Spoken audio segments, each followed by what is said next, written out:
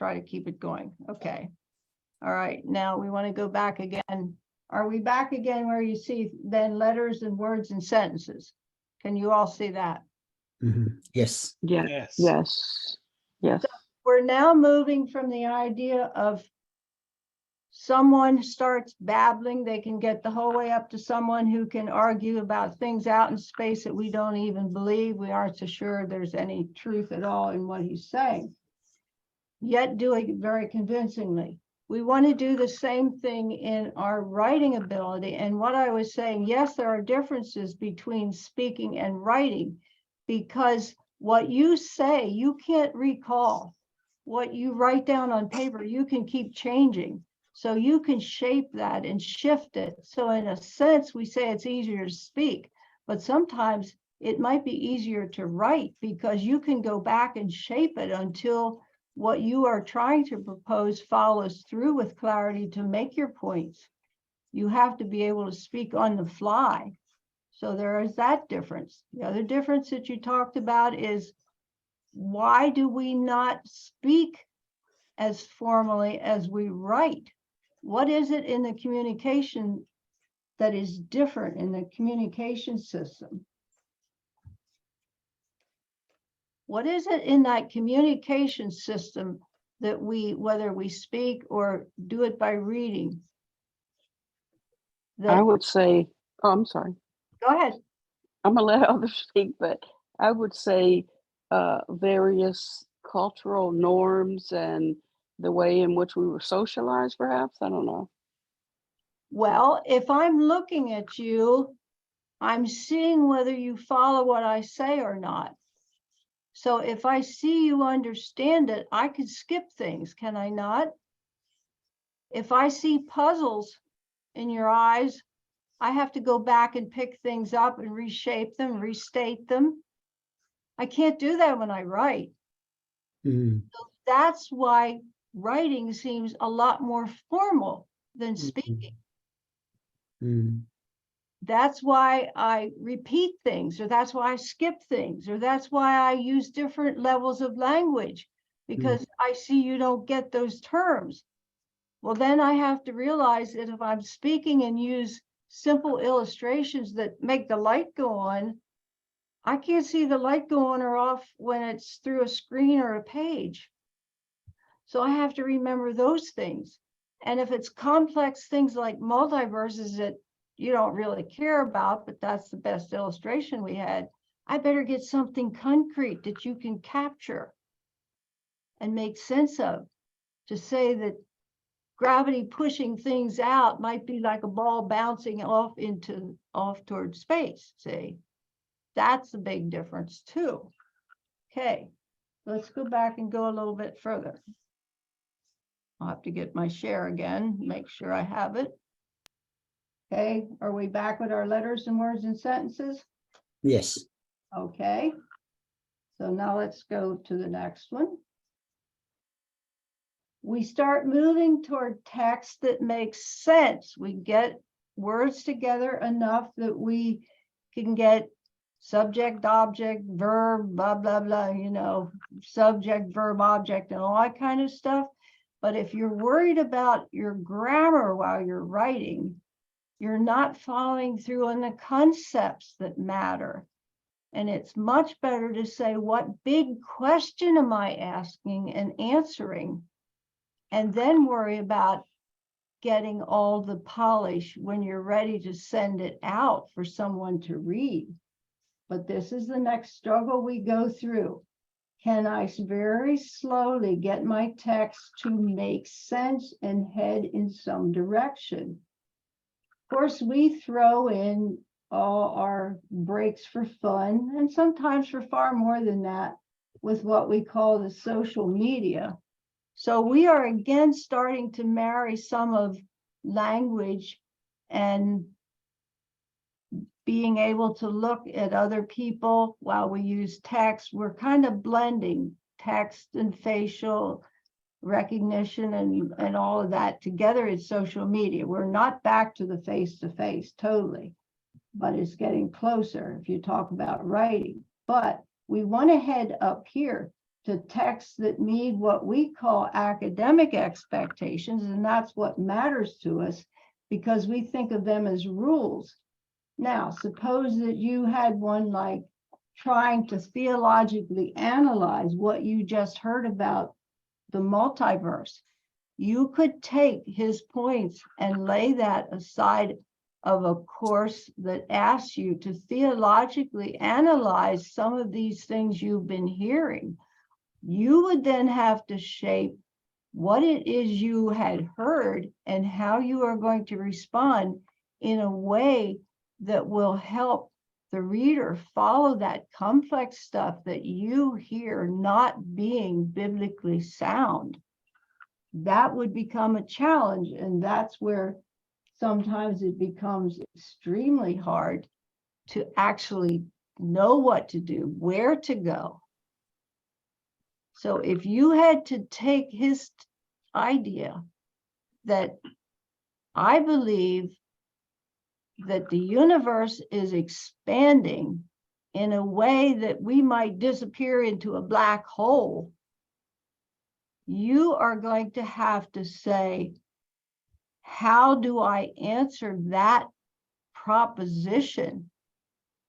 What simple newspaper headline, 3 or 4 words, would say that's not so?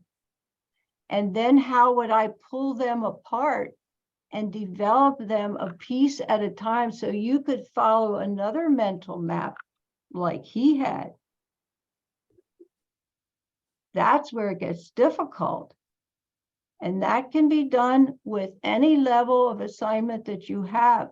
If you're asked to do flip-flop essays in an undergraduate course, some of you may have been there already, some of you may be heading there.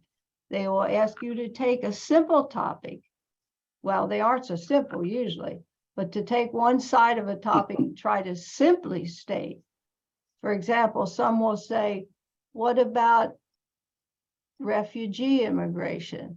What about this? What about that? What about the other thing? And you're supposed to speak one side and then to the other. So you've got to start somewhere with, what's my big question I'm asking? Where is the big answer I'd like to head toward? You heard him saying, I think the world's expanding into more than one universe. Here's my reasons. Follow through. If you do the same thing in the argument you want, you know where you're heading. You can line up what will help you and what will not. That's where we get into problems. And then we start figuring what rule helps me do it. But we ought to think in terms of, where do I want to end up communicating to that other person? Does that make any sense?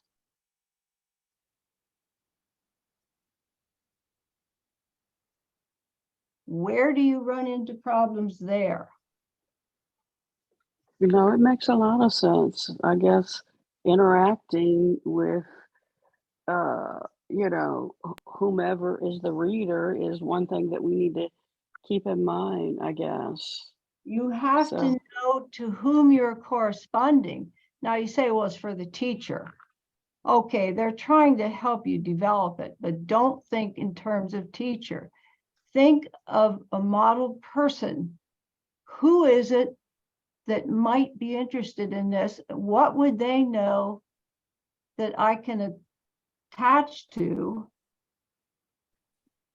How can I follow in the steps of their understanding?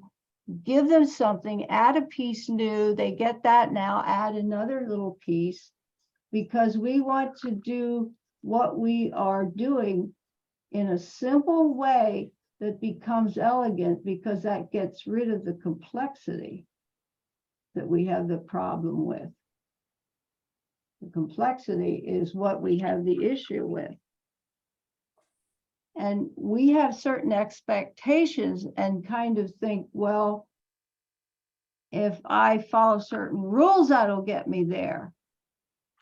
My proposition is, it's not the rule bound. Do I have a thesis sentence here in this place?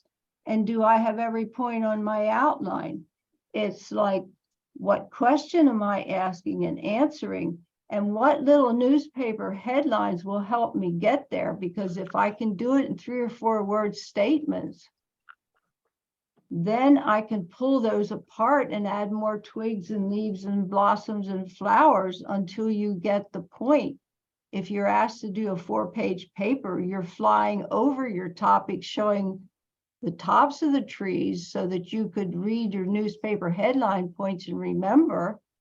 If you are asked 15 pages, you're adding a few more twigs, you're taking your reader down to closer to the trees and letting them see more of it.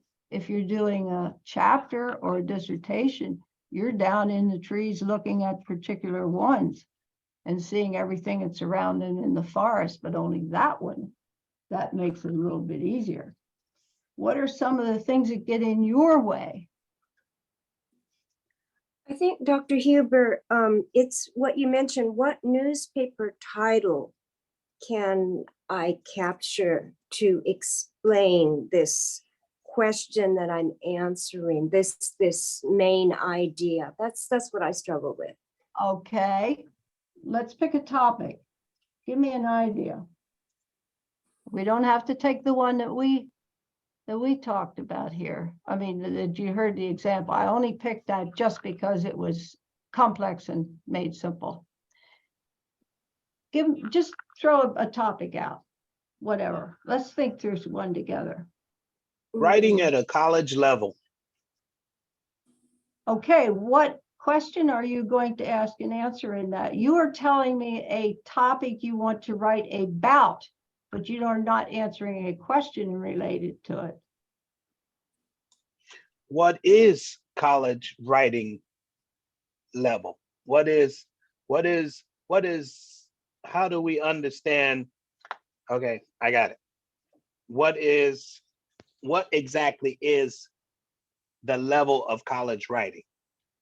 Okay, you are probably asking, what expectations are there for written tasks, written documents on an undergraduate level, maybe on a master's level? You are saying, what distinguishes levels? Are you not? I am, and yeah, I guess Yes. I asked and answered. So that was your example. You asked for an example. I gave an example, man. Okay, I wasn't trying to ask a question.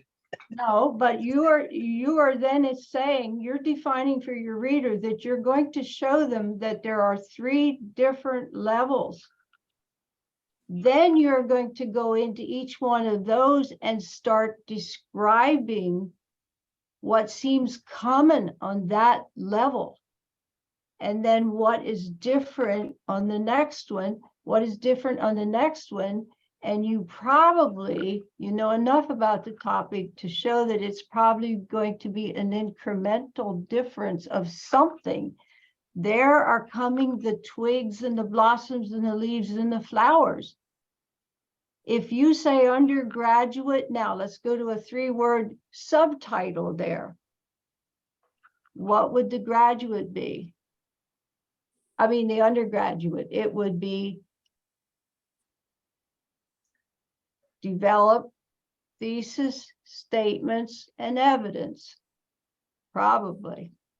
The master's level would be describe concepts so they get clear. A concept is different than a fact. A concept is bigger. It's an abstraction. It's a name for something that I can understand, but I can't smell and taste and paint it blue because it's not a thing. Love, you can see concrete examples, but there ain't no such thing that you could buy a pound of love or paint it blue or taste it, right? You follow?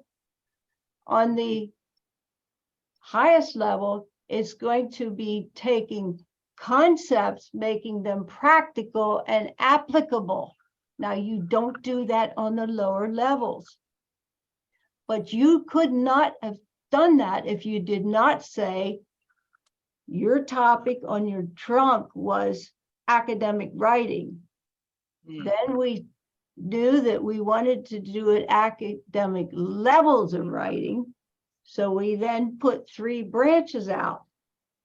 And then off the 3 branches came the twigs of expectations for the structure. Now you could put another twig on for the vocabulary level. You could put another, you decide how many you can cover, but if they're getting too broad for your big question, that's another paper. That's another speech. That's another whatever. Don't say I'm writing about. You have to know the question you answer in relation to what you're writing about. That's what the fellow did with Out There in the Cosmology. He said, I think there's more than one universe. Here's my 3 reasons. He was arguing. He was not describing, but he had a structure. The point of it is keep it simple, keep it clear. Don't worry about vocabulary, because it will sneak up on you in elegance if you state it super simply. That will help you know which resources not to read, not to put in, or it'll tell you which piece to pull out of one, because it fits your question and the branches that you've used. And if you're asked to do a lot more, you can put more twigs and leaves and flowers on. Does that make sense? That makes a ton of sense. That's what That makes with anything. Doesn't matter how complex the topic was. If you're going to worry about out there in outer space or not, we don't care about that. That's not the point. He knew how to organize it. He knew what to do with it. And we get frustrated on these expectations for vocabulary and all these kind of things that are thrown at us, and we are not worried about what is coming across. There is no point being made. Just like a sermon, if it's well organized, you hear 3 big points, but they have to be wrapped around a big question. And if they aren't, you ain't going nowhere. I will not use one word of grammar when I work with a student, because the language and the grammar is in your head.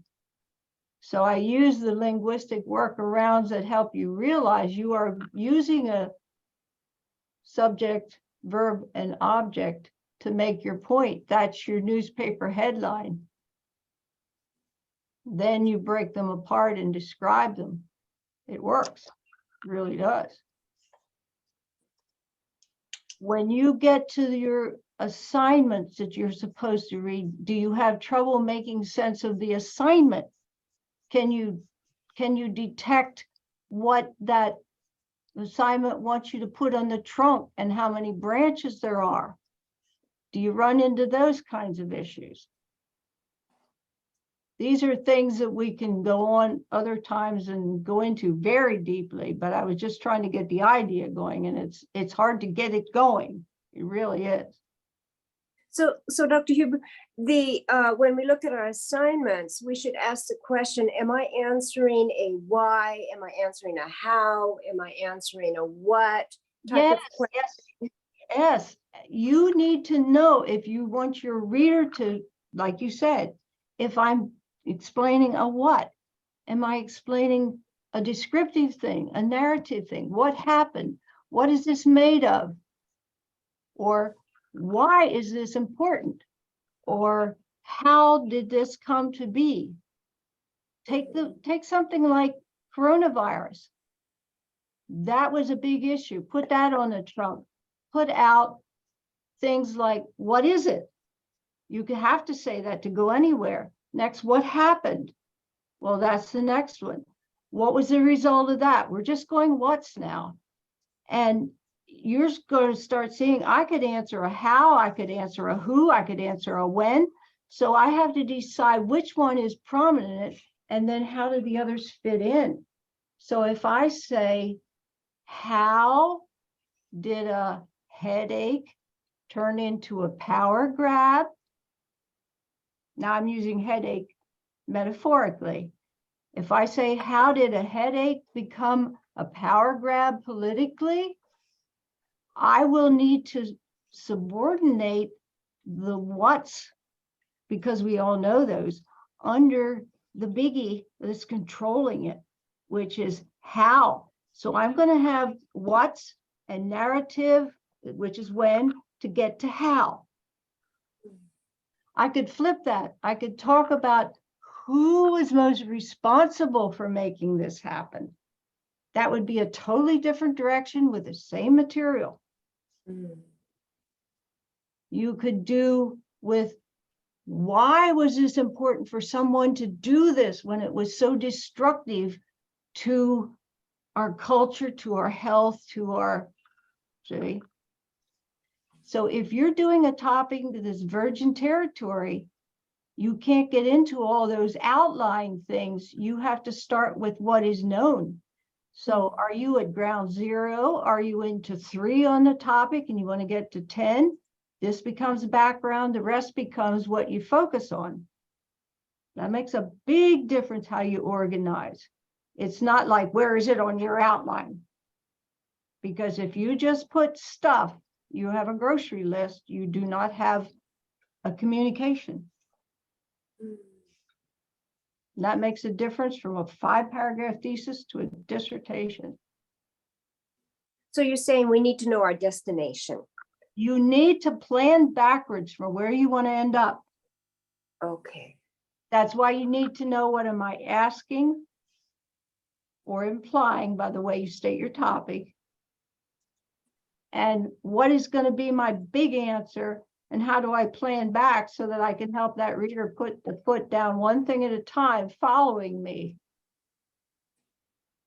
Because wherever you lose the reader, if they can't keep following your mental map, the communication's over.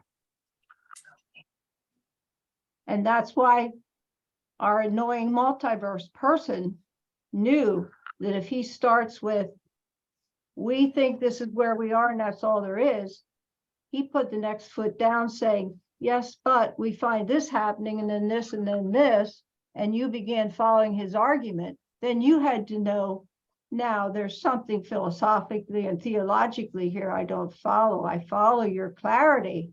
I will disagree with you. And then you respond the same way he did. You respond.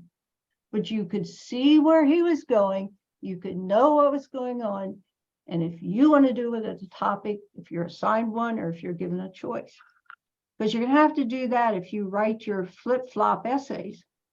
You're going to have to write for and against things, and you got to know where you're starting and where you're ending up.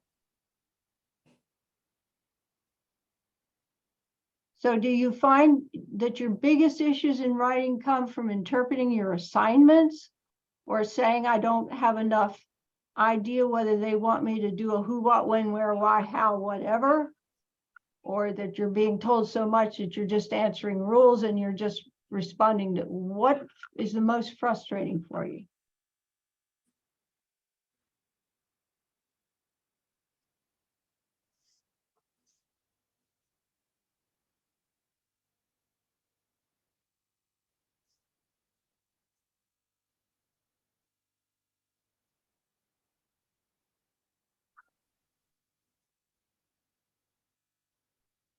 Anyone? I honestly haven't written a paper in 16 years. Okay. No, Uh, no problem with that. If you, I haven't written a college level, I like to write. So, why do you call it college level? well, I write casually. So I'm writing very informally. I haven't written anything that sounds like a thesis of any kind. Why should that sound different? What when would be different about it? Yeah, when I write, my people who read what I write tell me that I sound like how I speak. I write very plainly. I sound like I'm speaking when I'm writing. So I get nervous if I think that it needs to be extremely formal or why does it need to be extremely formal? I don't know. Just assume it does. They- In order to be taken in a scholarly way. Okay, I'm hearing what I often hear. And that is, we perceive that academic writing is something different. Okay. It might, let's say it this way, when you first get to know a topic, you use the simple things you know about it and you use the common words you know. Mhm. When you get to know it better, if you're not thinking you have to get attention for being a big mouth with big words, Yeah. you only use the bigger words that group things more easily. Yeah. And you can talk more in a more focused way. Then when you communicate with those within that realm, it's very easy. When you're speaking to another population, you will just choose the word more familiar to them, but still speak on the complex level. That's what you heard that fellow do. He did not use any $50 words. You didn't hear very much, but he didn't. It was the clarity, the simplicity. So we only use what we call the more formal, sophisticated when it is necessary. And we need to do that when we get to bigger and longer and deeper topics, because if we went around the mulberry bush with all the simple terms we use, it wouldn't make sense. You'd never get anywhere. But you don't start throwing words in for, no. Where are you going? How much detail are you being asked to use? And when you get to know your topics, you will do that. You won't even realize you're doing it. It's getting to know what I want to answer, how I want to get there, and what gets me there. Now, it sounds vague, but it works. Or some of your other frustrations.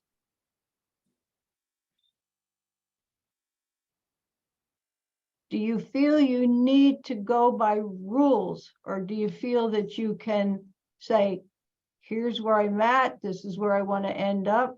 This seems a good, clear way to get there if my reader will follow me. And that generally follows the rules. Are you looking for every little checkpoint that you think people want you to do, or do you feel you're not getting enough of help, you're just being thrown at the topic?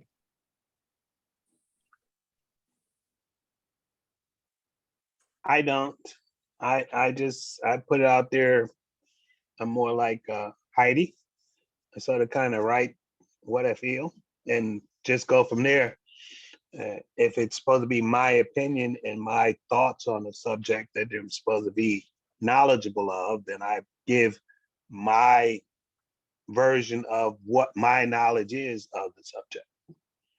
In good grammar, of course, I don't want to, in good spelling, things like that. Right, we're not arguing, This makes life easier right? if I'm trying to get a point across. I can't speak like Dr. Whoever. I could speak like Steve Winstead and put that out there. So Good. that just, I'm like Heidi. I don't know what an academic level is. Now I understand you're saying as you get further, it may take a lot more to put into a paper. Well, when that time comes, and hopefully I'll be knowledgeable of the topic and can put that in there. But right now, I'm like, okay, you ask me what, where, when, and how, I answer those questions and keep it moving. What's the biggest thing I've seen in Lancaster is, what's your biggest takeaway? Okay, I got you. There's 3 paragraphs right there, easy. Okay.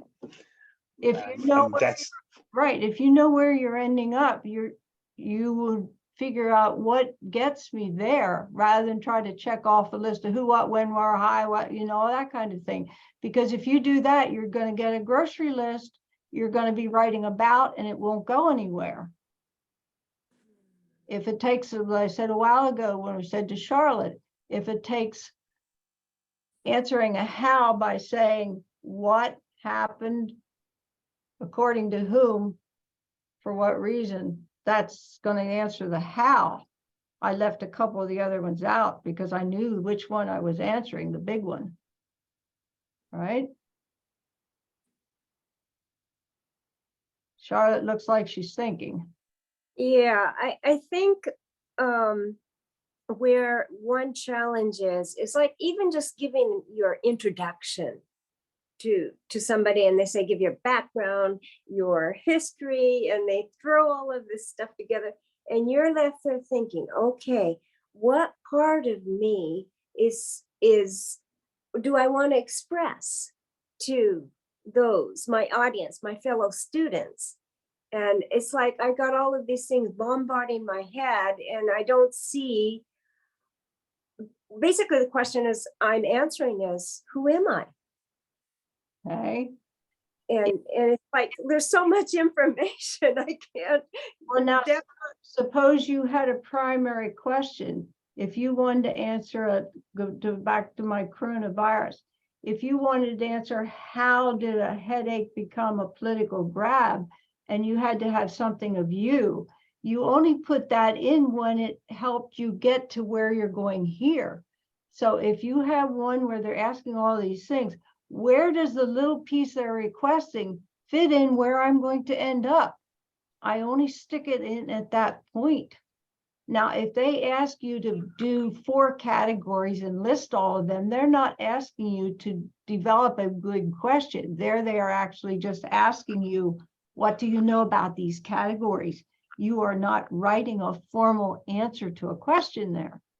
But if you're being given a topic and saying, do something with it, write a research paper, they're not giving you any help. And then you have to figure out, what question do I want to ask and answer? Now, those are things that we can, what I was trying to do tonight, and I understood the problem we're going to have here because we have such a big topic and we're trying to bring it in. And we're getting to what we need now, which is time to close. So what we can do is then take, if you want, we can take sessions just on those pieces.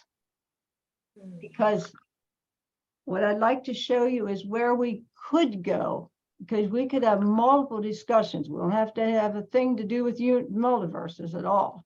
That was just to show you that big complex things can be made simple. Okay.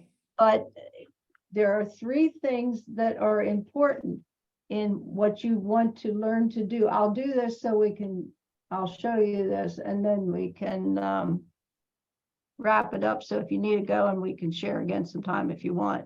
Are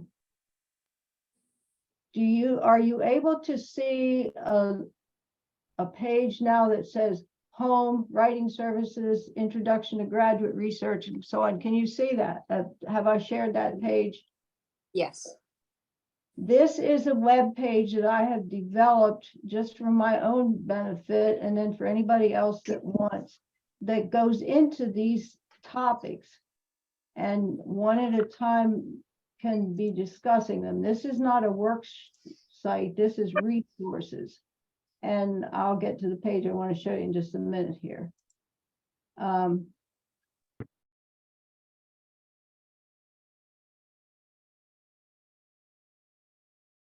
These 3 are how you do anything. You first have to figure out in your mind what's going on. You have to conceptualize, which means you have to make sense of the task that you want to accomplish in writing. Am I informing someone about something, not trying to prove a point? I am the Lewis and the Clark. I'm out mapping something someone has never heard of.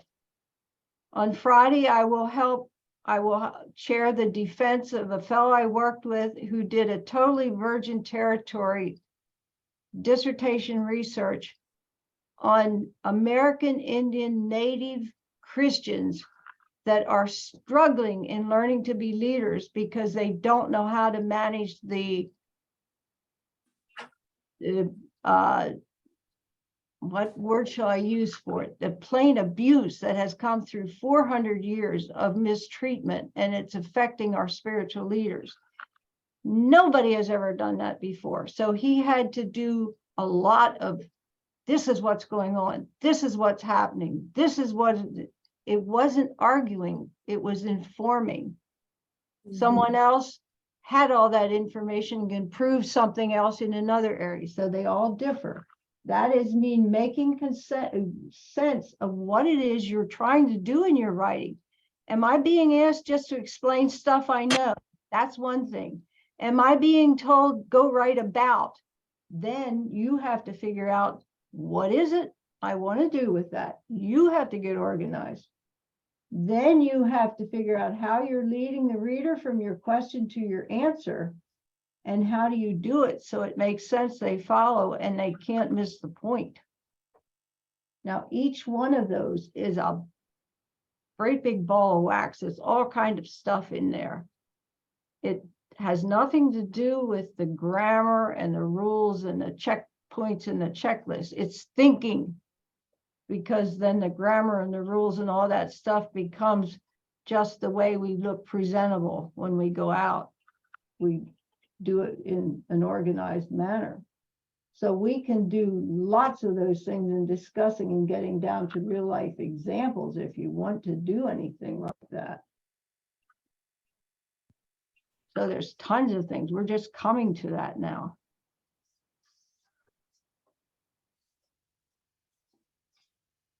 There's a neat little thing in that one, on that one page, it's talk looking for trouble.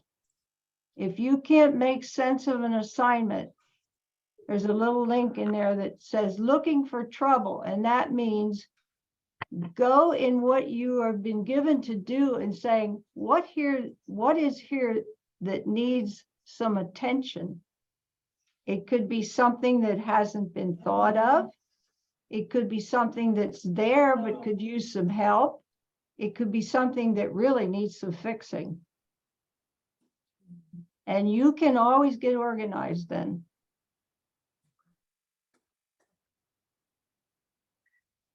I've done that with people that had no idea where to go, and we get back to a big question and they run with it.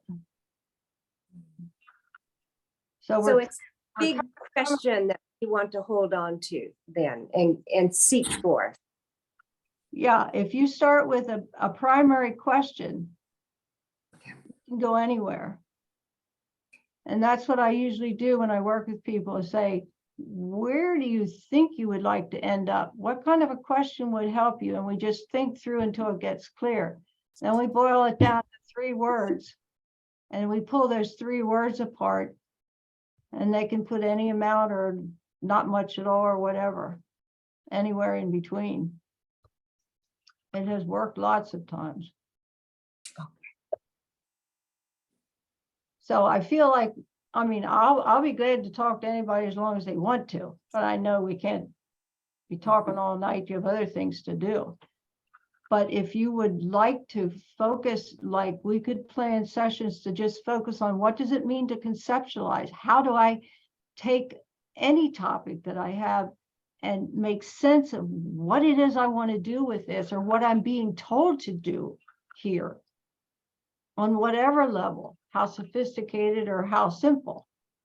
Then how do I organize that middle structure, the organization, by saying the big question I have has probably 3 big words in it. We'll just ask little questions about those and organize them, and we'll get to our answer.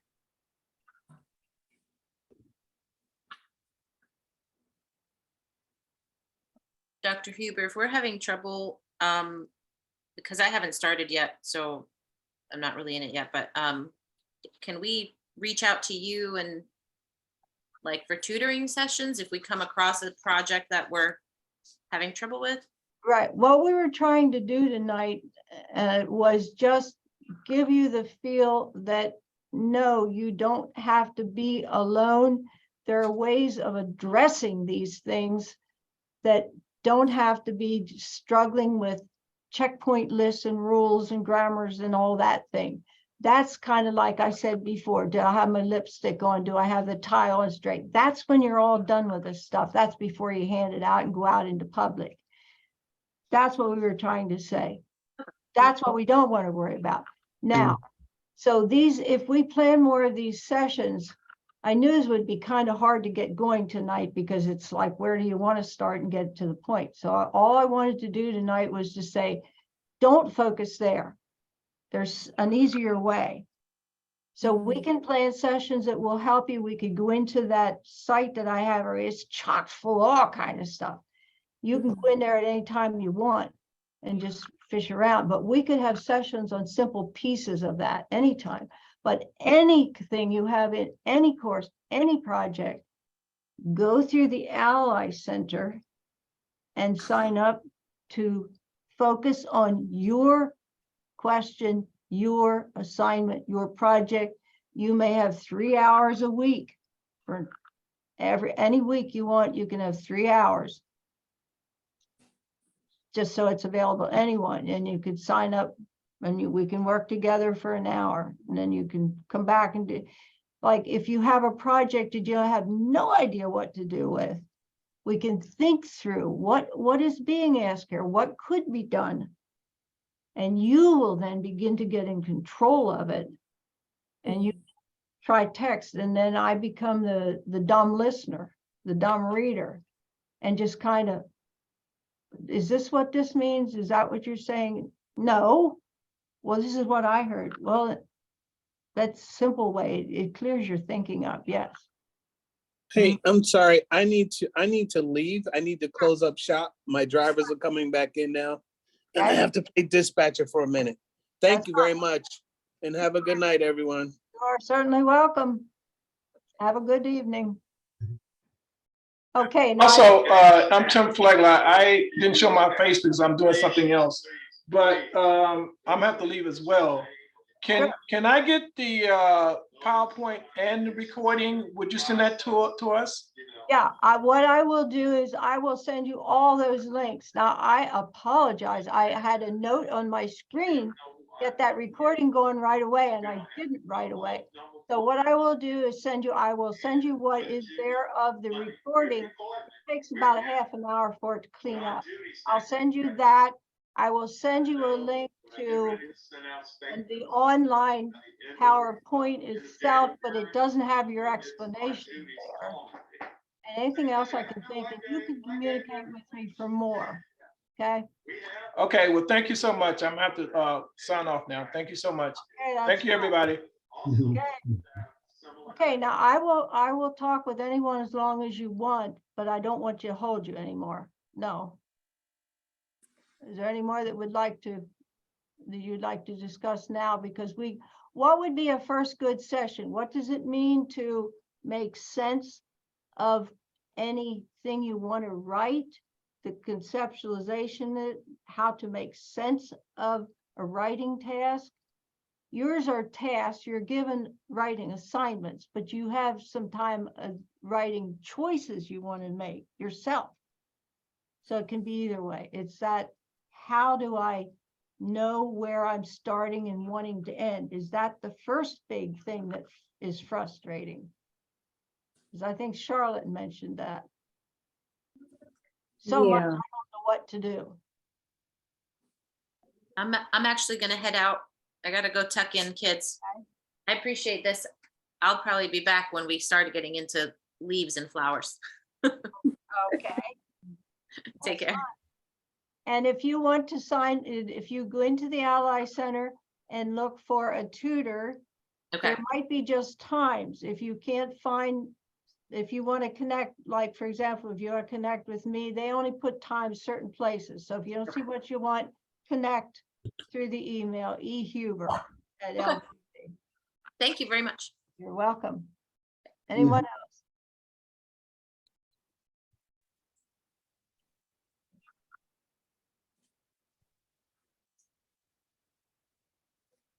How do we get to your site that you mentioned? You're going to send that to us?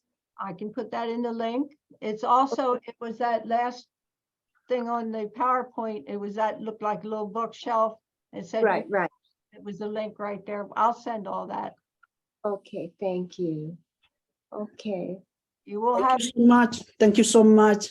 I have get a lot of idea concerning the writing. I'm glad to having you guys. Thank you so much, doctor, as well. you have a good evening. Okay. Okay. Okay, anyone else?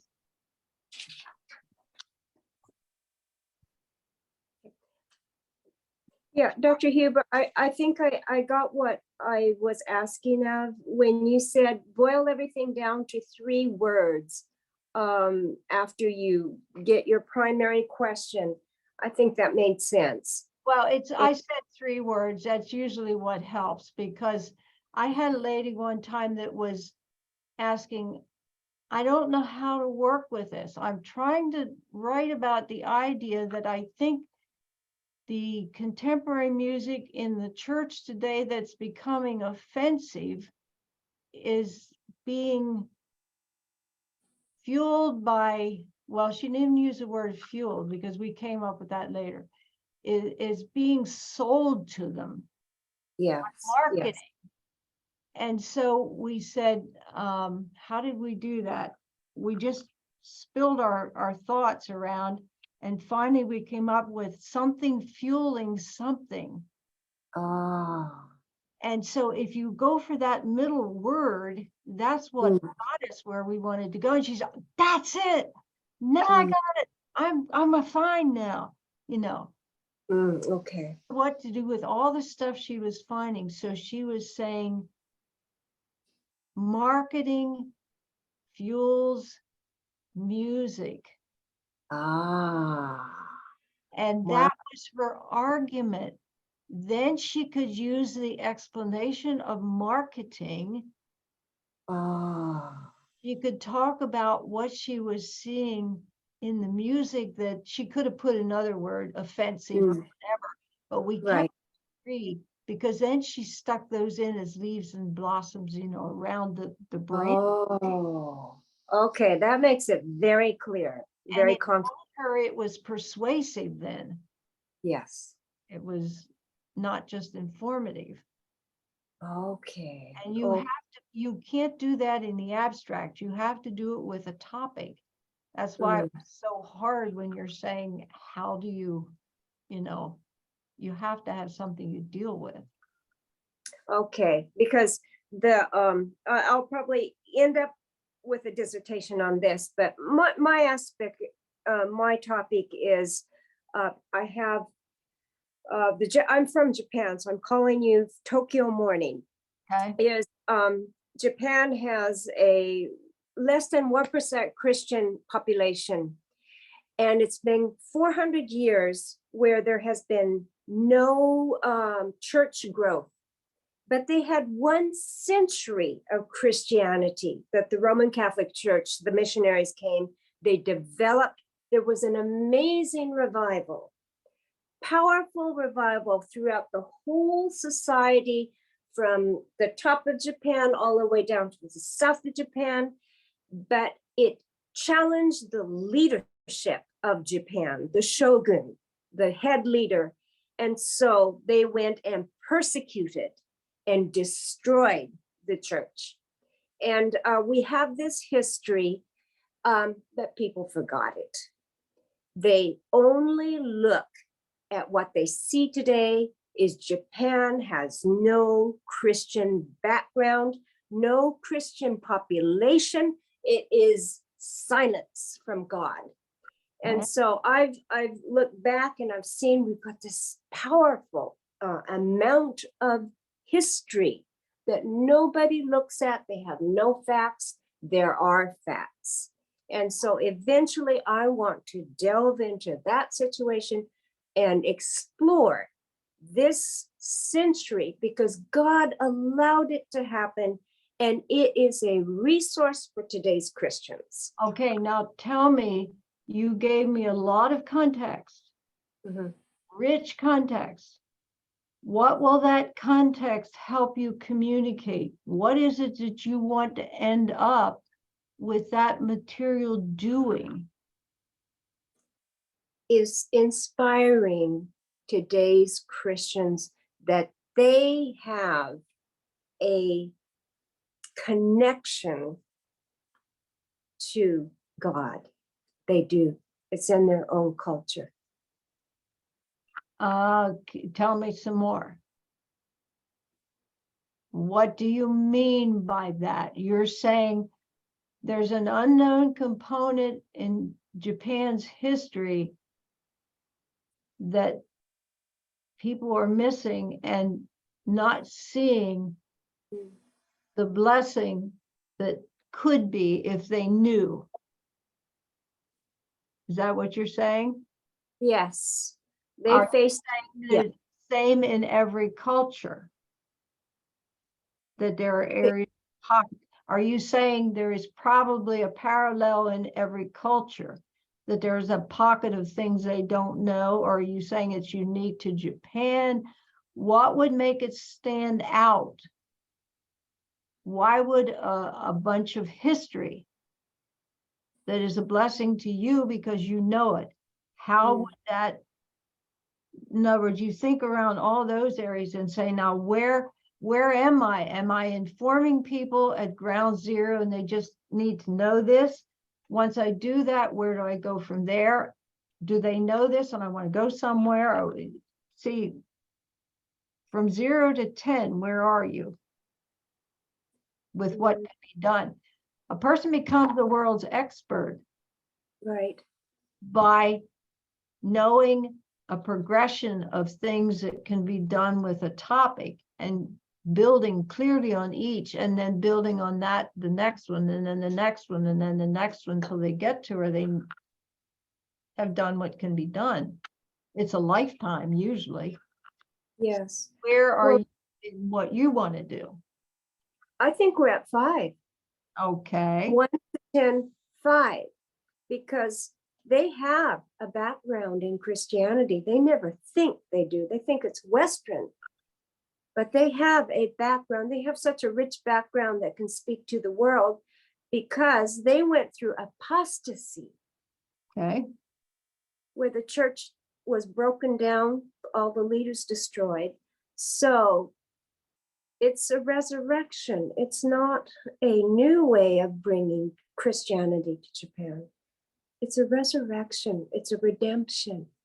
So your audience is the Japanese population primarily. Yes. And to those who experience persecution. Okay, now you're getting clear. You have a readership either that has experienced or known about this particular thing. You're contextualizing it within the Japanese experience, Mhm. Japanese history. But Yes. what are you asking and answering within that? Where are you going with it? There's an answer to what type of leaders. There's an answer that leadership, it's the leadership that help their example that helps people's faith to. God used leaders to help people to live their faith out. It was when the leadership was destroyed.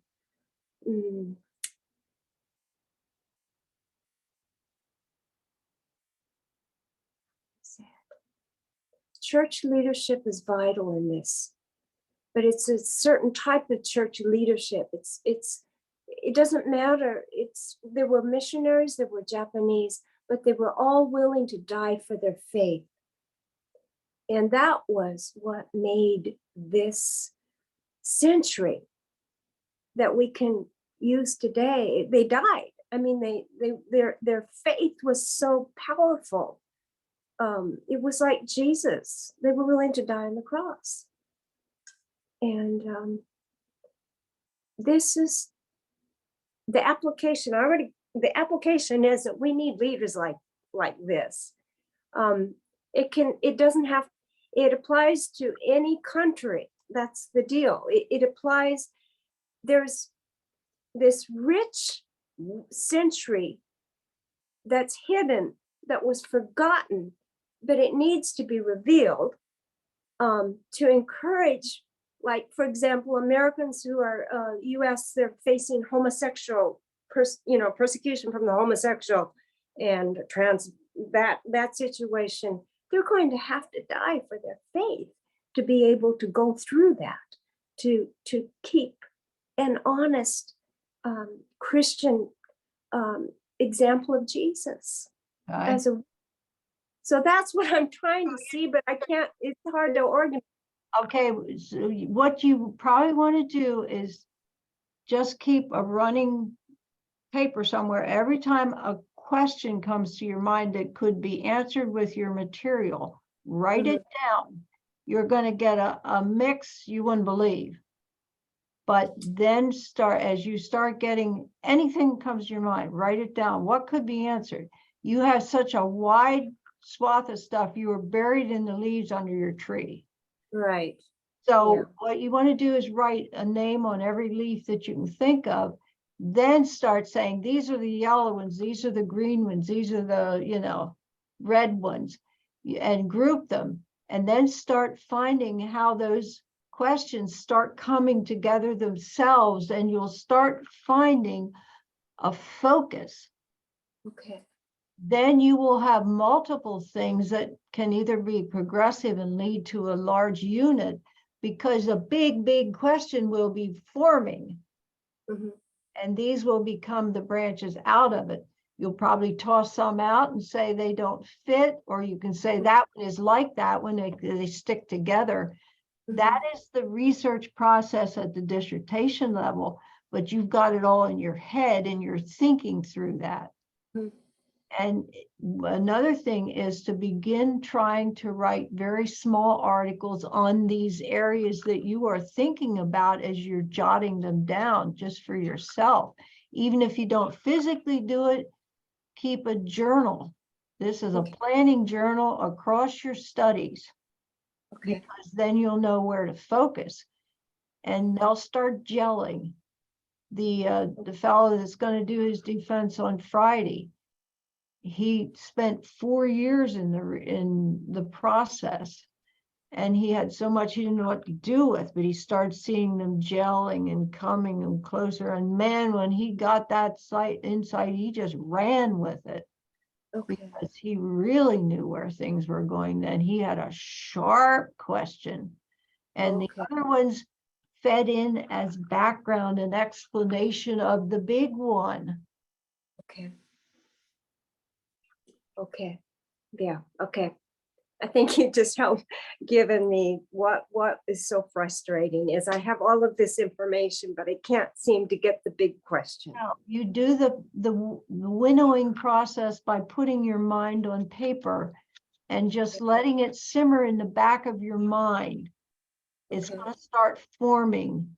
When you have something that you are driven for, Mhm. and you put down what you know, it starts simmering on the back burner of your mind, and you will be surprised as you start working on that. It'll take a while, but it will. Mhm. Okay. Okay. Okay. And I have the resources. So yes. Right. Yes. Yes, you sound well equipped. Where are you in your studies? Right now I'm doing a MDiv. I plan on being ordained to be a minister. I've already finished one master's in, it's called the Master's in Formational Leadership. Okay. And then this year they made a hybrid degree, Master's of Formational Leadership with an MDiv.